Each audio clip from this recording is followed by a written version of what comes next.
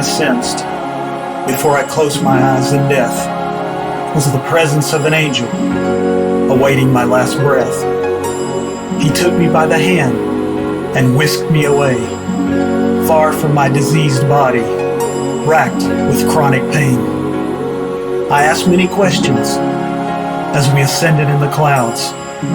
He said all would be revealed like the removing of a shroud. Excitement rose within, anticipation I'd never known. My faith would soon be tangible. I was finally going home.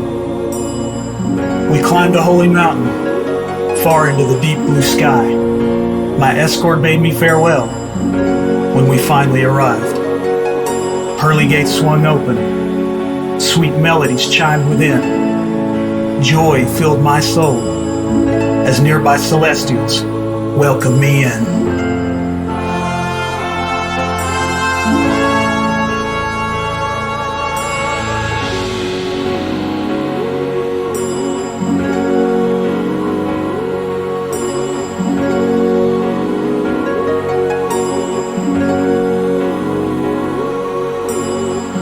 I saw meadows laced in vegetation with renewed eyes.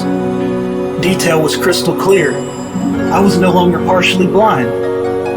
I stooped and picked a flower of a sweet fragrance. There was no crippling arthritis in my back as I bent. I stood beside a river and stared into waters undefiled. My reflection was that of a youth with the vigor of a child. A figure appeared on the horizon, skipping eagerly toward me. A lump formed in my throat with a rush of elated glee. I locked eyes with my son, taken as a babe from the earth. Ephraim was completely healed from his deformities at birth. We wept on one another's shoulders for a very long time. Hand in hand we strolled through this land of perfect clime.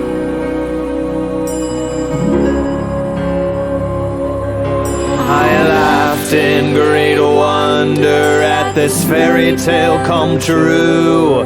Imperfections were no more, all things became new.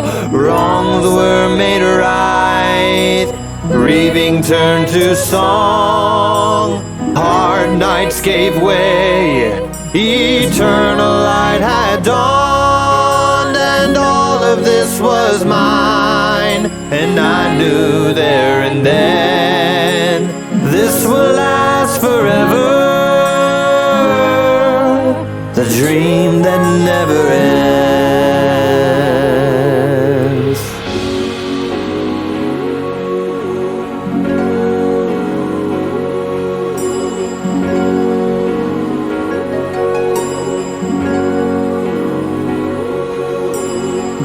We made new acquaintances, talked to family and friends. They all had the same white glow, free from sickness and sin. No hospitals, jails, or graveyards dotted these rolling hills. Only vibrant, shining people with lives completely fulfilled. Selfishness and pride were absent from each and every face. No vices or idols seduced the citizens contented with this place.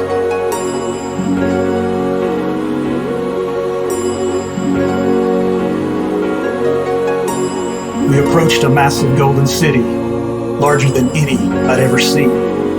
They called it New Jerusalem, made from rare jewels that gleam. Ephraim left my side. He said he would await his mother's coming. Two angels stood at the entrance, a sweet song they were humming. They smiled and gave me a nod as they opened the sparkling doors. They said, in the midst of this great city is the one I've been waiting for.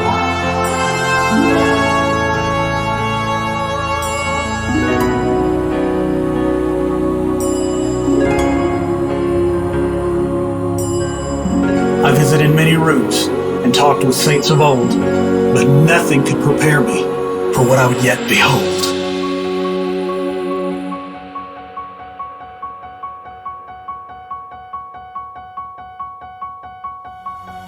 As I entered the throne room, I felt such love and power, felt so unworthy, yet my whole life I longed for this hour.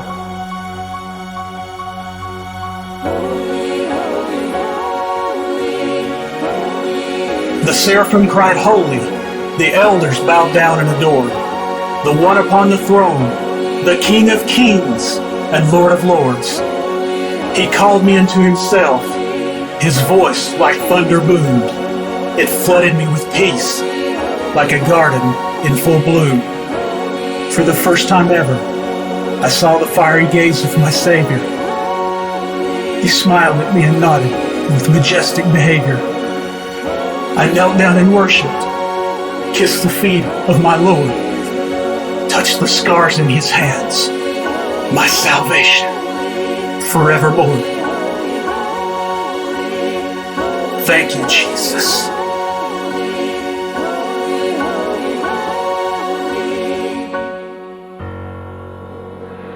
I awed in great wonder at this fairy tale come true. Imperfections were no more, all things became new.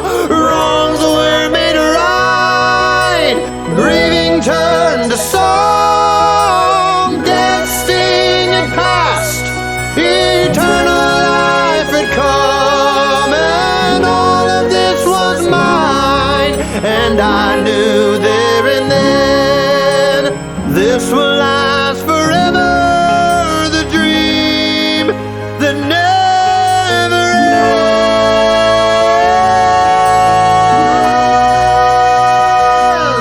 never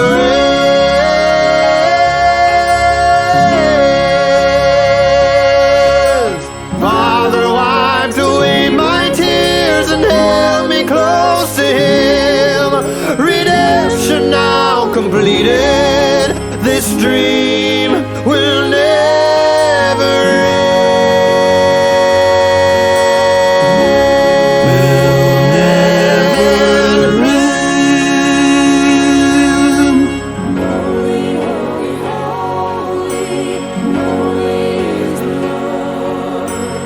For I consider that the sufferings of this present time are not worth comparing with the glory that is to be revealed to us. What no eye has seen, nor ear heard, nor the heart of man imagined, what God has prepared for those who love him. God has revealed to us through the Spirit. Hold on a little longer. All you must endure will be worth it. You have loved ones here rooting for you. I hope to see you soon. Once you get here, you'll never want to leave.